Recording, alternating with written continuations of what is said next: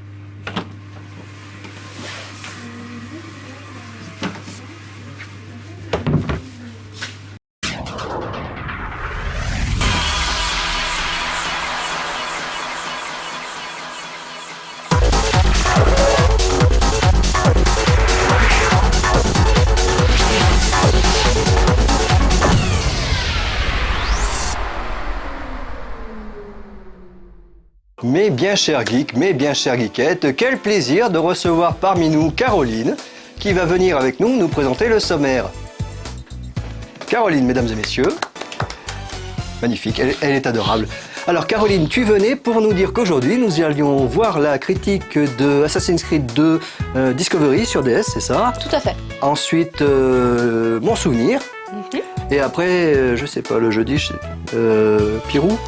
Ding, ding, ding. Tokyo Café. Donc c'était bien le Tokyo Café, c'est marrant parce que d'habitude c'est auto le jeudi. Et tout de suite, de toute façon, on regarde les news.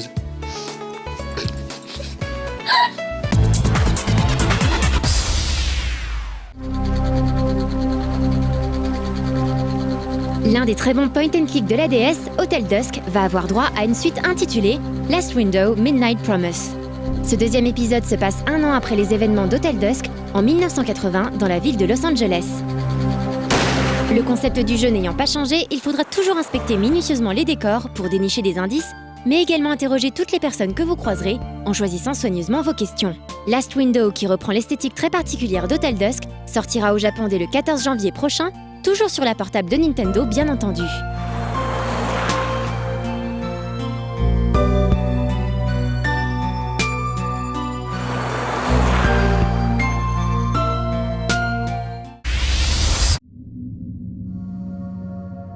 Forza Motorsport 3 est l'un des jolis succès de l'année 2009. Microsoft annonce que le jeu s'est déjà écoulé à plus d'1 million d'exemplaires. Une belle performance, d'autant plus que la simulation de course Turn 10 est exclusive à la Xbox 360. Par ailleurs, anecdote sympathique, 952 millions de kilomètres auraient été parcourus par la communauté de joueurs online. De quoi prouver que Forza 3 est l'un des titres les plus joués sur le Xbox Live. Afin de célébrer l'événement comme il se doit, un tout nouveau pack baptisé Hot Holiday vient de sortir. Il vous permet d'ajouter aux 400 véhicules déjà présents dans le jeu, 10 voitures supplémentaires, parmi lesquelles on trouve la Ferrari 458 Italia ou la Nissan GT-R Spec V. Sachez également qu'un nouveau DLC verra le jour le 12 janvier prochain. Pour connaître les nouveaux modèles qui seront présents dans le jeu, rendez-vous sur le site officiel de la série Forza Motorsport, qui présente jour après jour les futurs contenus du prochain pack.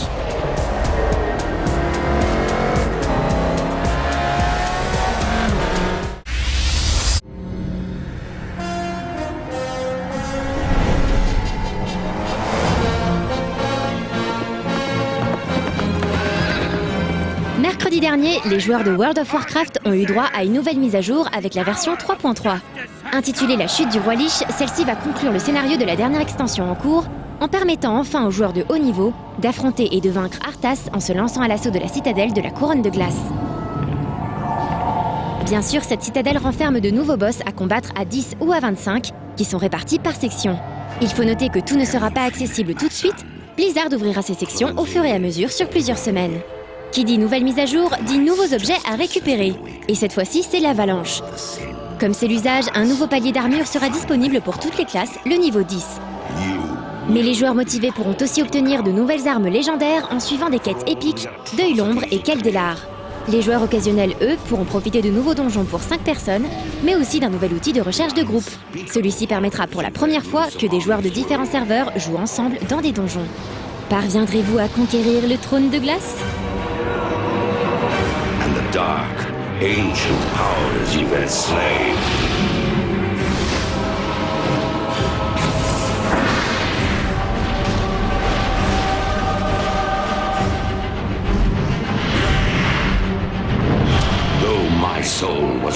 first to be devoured by your evil. There are thousands more bound within this blade, and they cry out for release.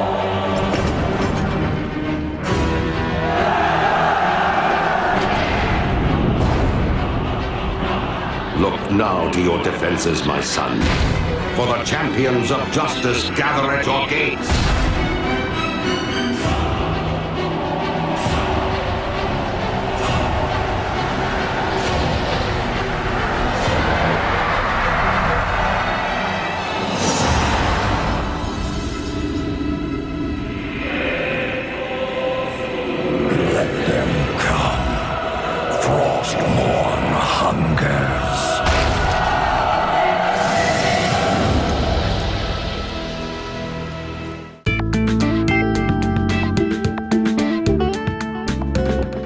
Je ne peux pas croire les news aujourd'hui. Je ne peux pas fermer les yeux et laisser tout partir. Combien de temps si on restait face à face sans un mot, sans une gomme qui efface. Mais tout ça, ça ne nous ramènera pas à la critique de Assassin's Creed 2 Discovery sur DS. Moi non plus, j'ai pas compris. Et pourtant, c'est moi qui ai écrit.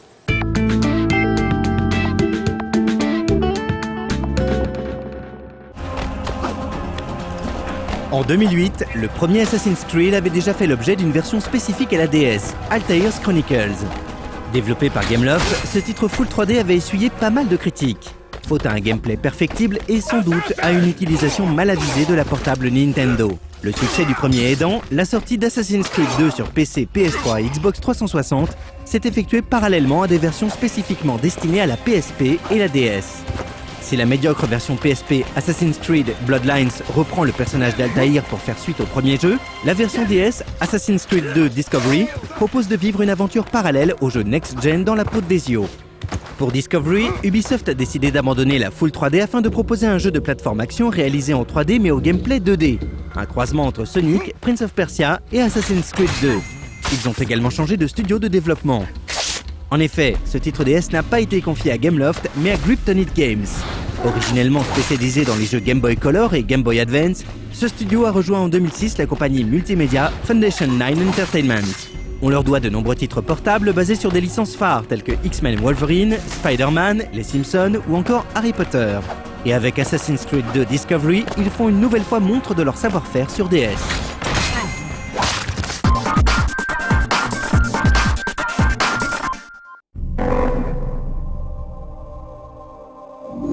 My name is Ezio Auditore da Firenze. Ce jeu DS, contrairement au titre PSP, reprend le personnage d'Ezio Auditore, le héros d'Assassin's Creed 2. L'aventure commence donc durant la Renaissance, en Italie, pour très vite basculer en Espagne, où Ezio tentera de retrouver les traces de Rodrigo Borgia, responsable de l'exécution de sa famille.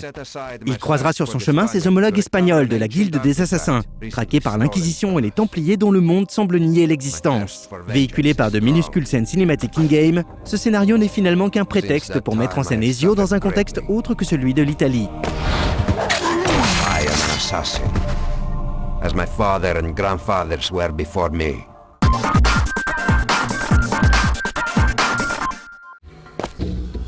Discovery est donc un jeu au gameplay 2D similaire aux Prince of Persia originaux, les assassinats en plus.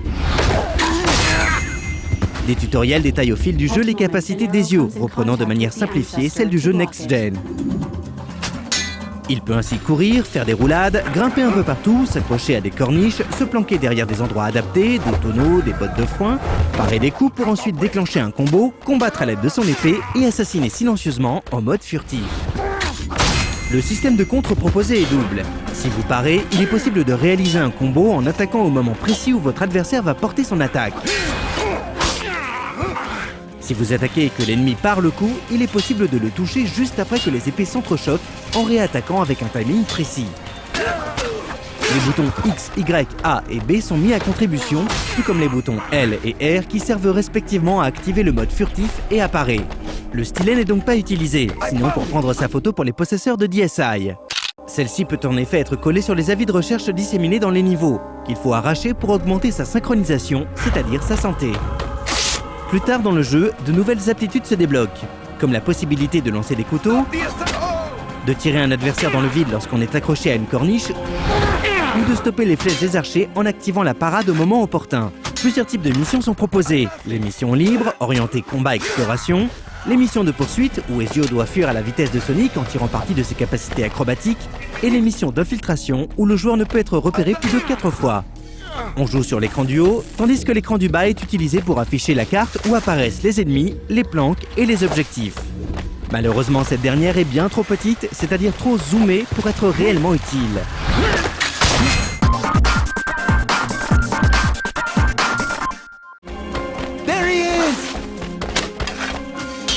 Assassin's Creed 2 Discovery est d'un point de vue technique une réussite.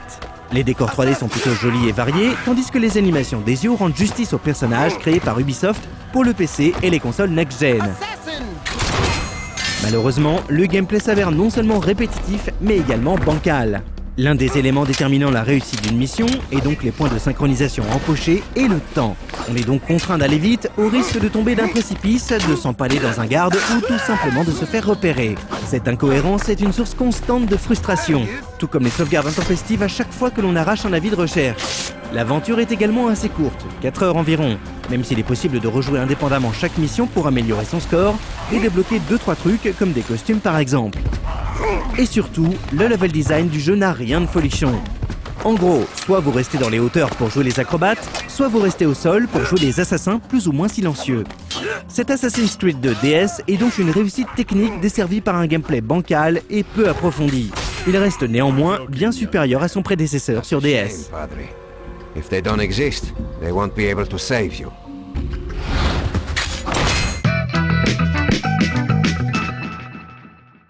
Ah, et après cette excellente critique tic-tic du gendarme, non, je ne me souviens plus du nom du bal perdu, mais notre invité se souvient de son souvenir.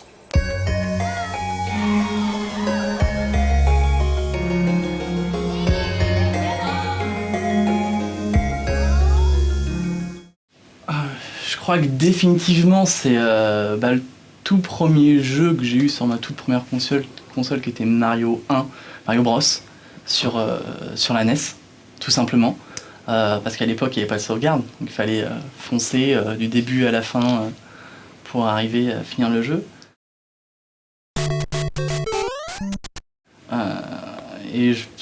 Ce que je pense vraiment qui m'a... J'ai tenu des nuits là-dessus, puis mon père aussi jouait à ça, donc j'ai tenu des nuits là-dessus à vouloir finir le jeu. Et je me rappelle, chaque fois qu'on mourait, c'était compliqué, parce qu'il fallait recommencer depuis le début. Puis après, j'ai appris qu'il y avait un système justement pour reprendre depuis je sais plus trop quel niveau. Enfin bon, c'était compliqué. Puis un jour, j'ai découvert les 2 passages secrets que tout le monde connaît maintenant, qui permettent d'arriver à la fin. Enfin, pas tout à fait à la fin, en fait, d'arriver au 8e niveau. Après, il faut faire le 8-1, 8-2, 8-3, 8-4, si je me souviens bien. Ces 2 passages secrets, c'est vraiment la révolution. Enfin, pour tous les joueurs de Mario le connaissent, ces 2-là, c'est juste... C'est premier niveau, 2e niveau, on arrive au 4e, on passe directement au 8e. Ça, c'était quelque chose, quoi, d'arriver là. Puis je me rappelle du jour où je l'ai fini, mais alors je l'ai pas fini à cette époque-là, parce qu'en fait, je l'ai jamais fini quand j'étais jeune, je l'ai fini beaucoup plus tard, et sur un PC.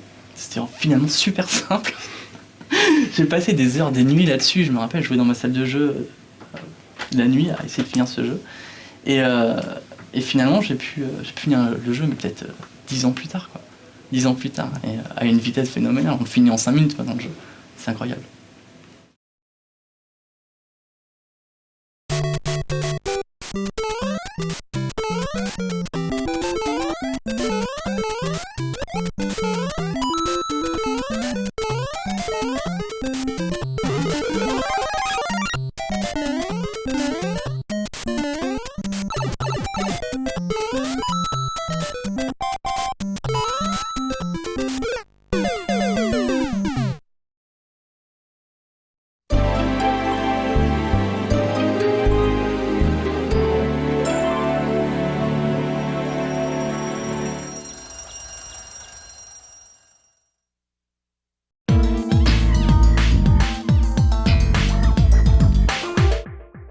Tiens, voilà Plombier, mais qu'est-il arrivé? C'est chez ma voisine, la petite Caroline. Tous les jours comme ça, c'est le défilé. Ils sont nombreux à défiler, tous ces artistes, ces chanteurs, interprètes.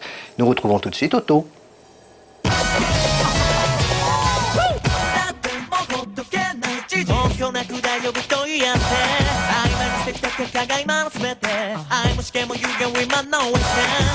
Bonsoir à tous et bienvenue dans Auto. Ce soir, je porte un t-shirt de Kokia et pourtant, on ne parlera pas de Kokia dans cette émission.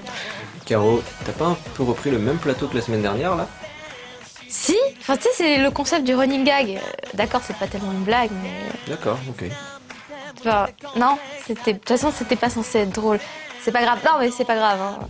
Plus sérieusement, quand même, pour changer un peu du plateau de la semaine dernière, cette semaine, on aura un nouveau My Boom.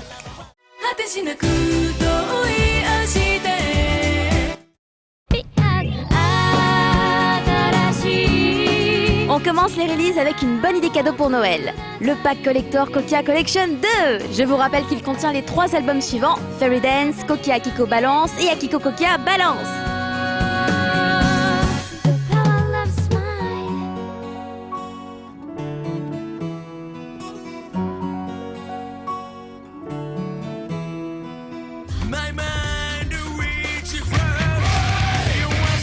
Quelques jours plus tard, le 16 décembre, c'est le DVD live de Gazetto qui sortira en Europe. Tour 2009, Dimshin, Final at Saitama Super Arena. Et si en plus vous vous procurez l'édition limitée, vous n'aurez pas 2, mais 3 DVD ainsi qu'un booklet de 60 pages.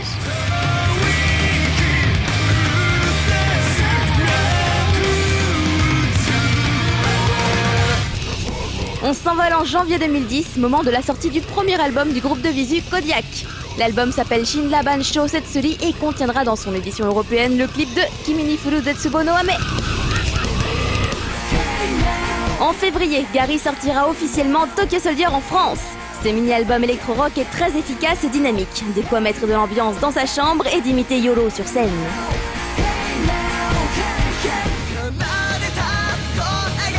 Et enfin, on termine avec Gilgamesh. Leur nouvel album Now sortira en France en février. Les fans pourront se réjouir d'apprendre que sur l'édition européenne du CD, nous gagnons 2 pistes bonus.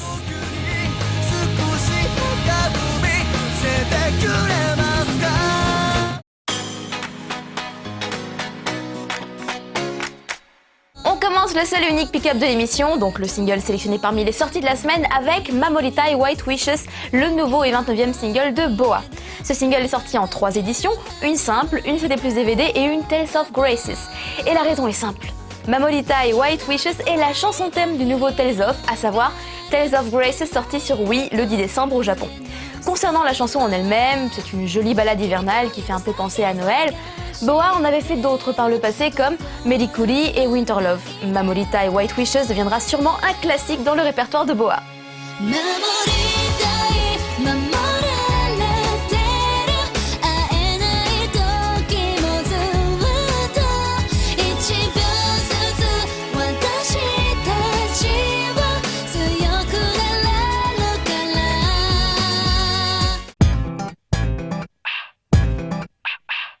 Le My Boom, c'est le coup de cœur d'un des membres du staff de No Life, et ce soir, c'est la reine du boubou et du ping-pong qui s'y colle. Mais quel sera son My Boom? はい、私の今のマイブームアーティストはですね、こちらです。ザザザン、スカーズボロ。ノーライフはね、今このね、キャンディーレッドっていう PV 流してますが、私はこのアルバムをね、手に入れて、キャンディーレッドよりももっとね、ロックでね、本当に今、スカーズボロにハマってます。マイブーム、スカーズボロです。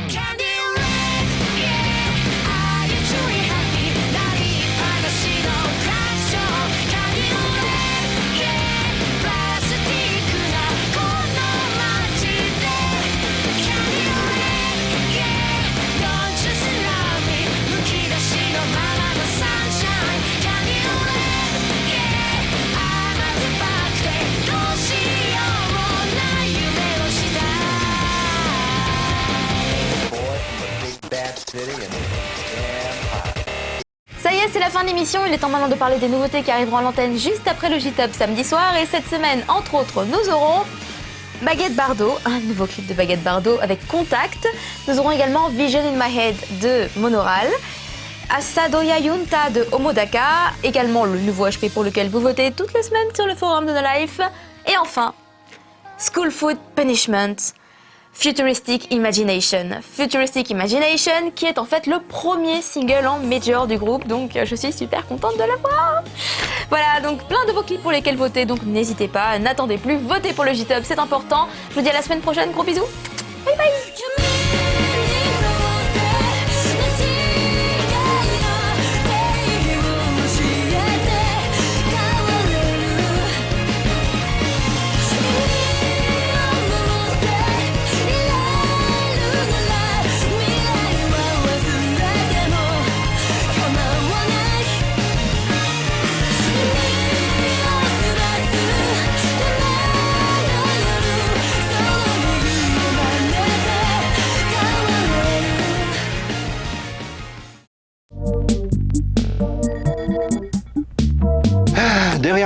bisous, j'embrasse qui me plaît, devinez qui je suis. Derrière mon Daruma, je fais ce que je veux, avec qui je veux, avec mes cheveux.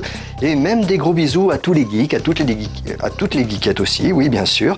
Et aussi à la petite Victoria Chan qui est très très gentille et qui m'a choisi un très joli t-shirt. Des bisous à tous et à toutes. À bientôt.